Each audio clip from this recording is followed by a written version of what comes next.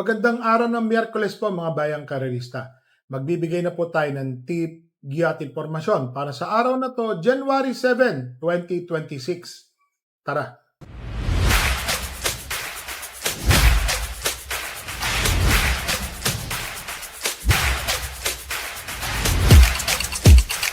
So mga bayang karerista, ngayong araw po ng Miyerkules, meron pong hinandang 7 karera ang Metro Manila Turf Club. Unang araw po nila ngayon ng pakarera ngayong taong 2026. Ito po ang kopya.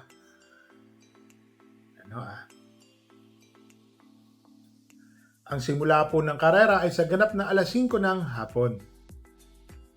Race number 1, 3-year-old and above maiden race. Placer po ito, mga natitimbang at saka mga tumatakbo at saka bagong kabayo. Natitimbang po . Entry number 2, 189. 57 kilograms, Albert Serios. Yan po ang aking solo pick for today. Or solo one for the day agad. Yan . Bakit to? Bumandera po ito kaila Concrete Solution.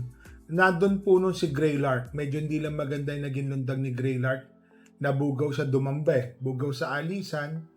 Kumaskas. Tumapos ng kwarto po ata. Pero ito pong si 189. Tumapos po ito ng terserong malapit na malapit. Yan . Ang nanalo po nun, kung di ako magkamali, Unchained Melody. So, race number 1, entry number 2, 189. Solo ko na po yan. Race number 2, rating 17 to 41 split, 1,200 meters, 8 runners. First choice, entry number 5, Figure It Out. Yan . Maganda ho ang pinakita ng huling takbo niyan. Bandera po yan si Figure It Out. Ang nakalaban po niyan, kung di po ako magkamali, kabayo po natin. Si Doña Chichay. Lumakpas lang po nun si Doña Chichay sa last 100 meters, kung di po ako magkamali. Maganda po ang pinakita ni Figure It Out. Nandun na po halos lahat ng nakalaban niya rito. Itong si Figure It Out, mga bayang karerista, bandera po ito. Lahat po ng kanto, ng kwartos, kanya. Kaya kung sinasabi ko sa inyo yan, umiksi po ang distansya, ginawa ko po siyang first choice. Second choice, entry number 4, Perfect Blue. Pati Dilemma. Kung sakali hong uubliga silang habulin agad si Figure It Out, kagaya po ni Jasmine, Ivan, at saka si Echi Ranran, in short, malutya, mahabol. Tingin ko po, itong si Perfect Blue, may panalo po yan. Kasi nanonood po ito ng kwarto kinto . Bigla pong chumatsak, bumibigla. Tingin ko po yung distansyang 1,200 meters, angkop na angkop po sa kanya. Second choice ko po. So dito po sa race number 2, first choice, entry number 5, Figure It Out. Second choice, entry number 4, Perfect Blue.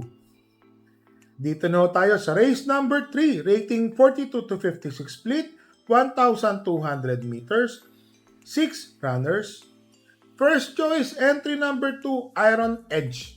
Etong si Iron Edge, mga bayang karerista, tinalo po nito. Taya ko po kasi tinalo niyan . Si King's Cup. Ayun . Galing na galing po kasi kami kay King's Cup, inaasahan. Si Iron Edge po, hindi lang maganda naging lundag, pero ang galing na kabayo. Tuloy-tuloy. Tanalo. Uno Gs po ata, medya o 1-11 ang tinapos sa 1,200 meters kung di po ako magkamali. Kaya para sa akin po, Iron Edge. First choice po yan . First choice, Iron Edge. Second choice, entry number 1, Mutyanang Pasay, JD Huko. Mutyanang Pasay, nanalo po yan. 1.26 po ata ang kanyang tinapos. Mainam na kabayo, malaking kabayo. Ito po ang magbibigay ng magandang laban dito, mga bayang karerista . Kaya lang tingin ko may panalo naman po ito si Mutyanang Pasay. So dito po sa race number 3, first choice, entry number 2, Iron Edge. Second choice, entry number 1, Mutyanang Pasay. Dito na tayo sa race number 3, rating 17 to 41 split, 1,200 meters, 8 runners. First choice, entry number 1, napakatuling kabayo, Doña Teresita. Noong nakaraan, nakipagkabulan po yan. Ngayon, maganda po ang kanyang numero, nasa balya, di na po siya tutupi, nasa unahan na po agad. Uno pa ang sasakay, si JB Hernandez, si Jackie Uno. Tingin ko doblado po ito kay Uno. First choice po natin yan. Second choice, entry number 6, Axis Deviation. Kung sakaling magkakaroon po ng habulan o dutan sa unahan between Doña Teresita and Sneaky Eyes, Axis Deviation po, pwede po itong sumunod na nakatutok ng tersero, baka siya na rin po ang humabol. Tingin ko may panalo rin po yan. Naglagay po ako ng third choice. Ito, Dramating Kabayo. Galing na galing po ako dito. Parati yung nandoon po ito. Malapit na kundi yung kwarto, quinto, malapit na parating nandoon po ito. Entry number 7, Arcturus. Yan third choice. Magandang dihado po yan si Arcturus. Para sa akin po, may panalo po yan.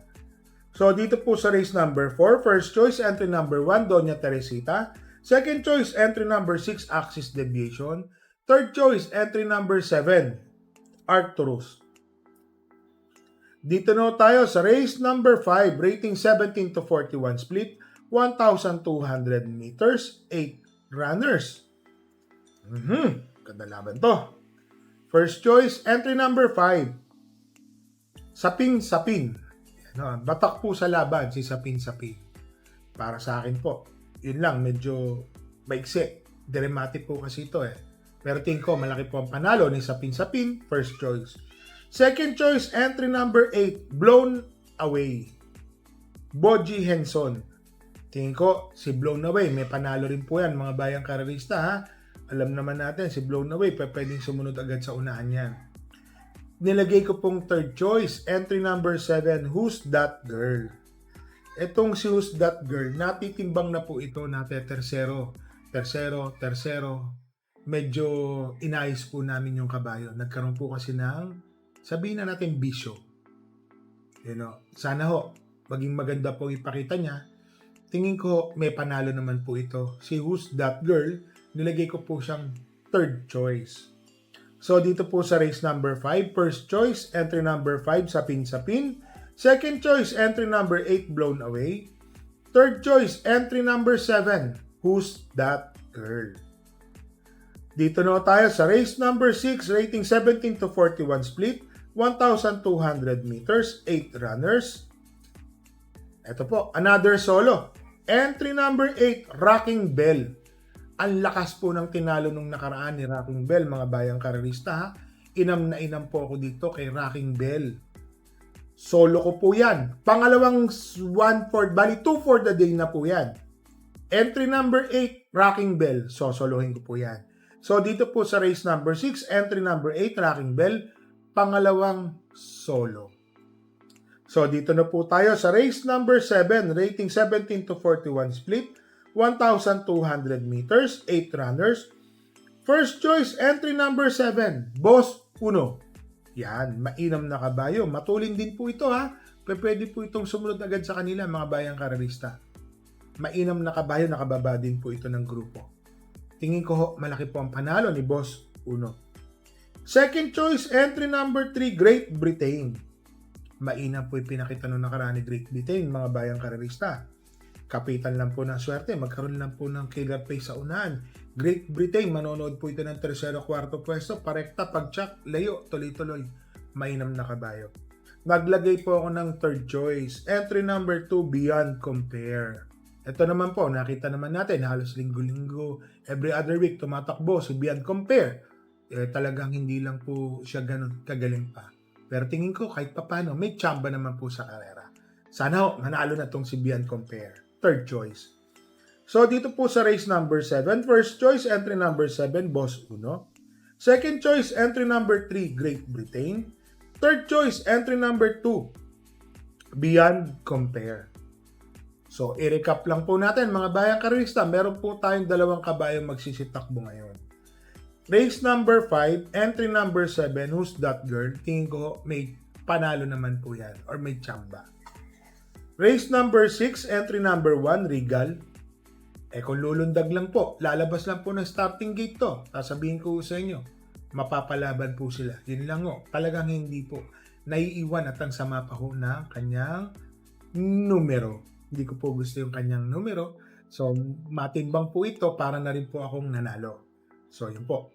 So, mga bayang karerista, sana po, nung bago po matapos ang taon, tinamaan niyo po si Doña Chichay. Yan.